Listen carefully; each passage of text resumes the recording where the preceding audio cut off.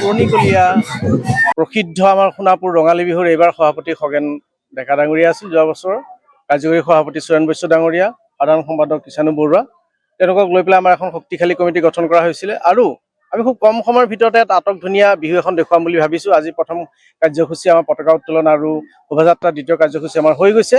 আৰু আটাইতকৈ হ'ল কি, আমি পৰম্পৰাগতভাৱে যে জ্যেষ্ঠসকলৰ যি আশীৰ্বাদ কাৰ্যসূচী, তেওঁলোকক আমি বিহুৱান আগবঢ়াই পেলাই তেওঁলোকৰ আশীৰ্বাদ আমি লৈছোঁ।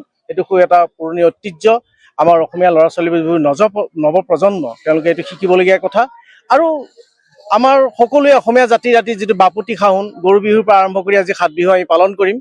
আৰু আমাৰ পিঠা পনা সকলো বস্তুৰ দাম বাঢ়িছে যদি আপুনি চাব, ঘৰৰ ঢেঁকীৰ গুমগুমনি বা বজাৰত যিবোৰ পিঠা পনাৰ বাহুল্যতা হৈছে, যিবোৰ বজাৰত ওলাইছে, সেইবোৰ মানুহে কিনিছে। গতিকে আমি 68তম সোণাপুৰ ৰঙালী বিহুৰ তৰফৰ পৰা সকলোকে আমি ৰঙালী বিহুৰ আমি আন্তৰিক শুভেচ্ছা জনাইছোঁ। সকলোৱে সুখে শান্তিৰে থাকক। আৰু আমাৰ এই তিনিদিনীয়া বিহুত আজিৰ কাৰ্যসূচীও আছে, আমাৰ 12দিনীয়া সাংস্কৃতিক অনুষ্ঠান, কৌতুক গোষ্ঠী আছে বেছিকৈ। আৰু ঠিক তেনেকৈ অহাকালি বিশেষ আকৰ্ষণ আমাৰ গণশিল্পী বিপিন চাওডাং, তেখেতে গীত মাত পৰিৱেশন কৰিব। আপোনালোকে জানে তেখেতে আমাৰ জাতিটোৰ প্ৰতি কত গীত উৎসৰ্গিত কৰিছে, গান গাই আহিছে। গতিকে সকলোকে আমি এই বিহুলৈ আমন্ত্ৰণ জনাইছোঁ।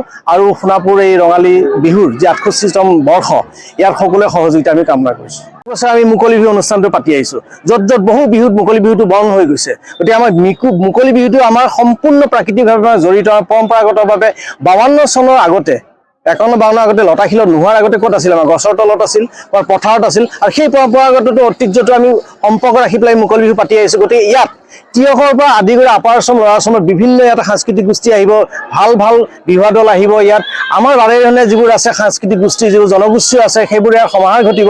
গতিকে আৰু বিশিষ্ট ব্যক্তিকেইজন আহিব, সাহিত্যিকৰ পৰা আদি কৰি সংগীতজ্ঞ আহিব। গতিকে সকলোকে আমি এই মুকলি বিহুলৈ আমি আমন্ত্ৰণ জনাইছোঁ।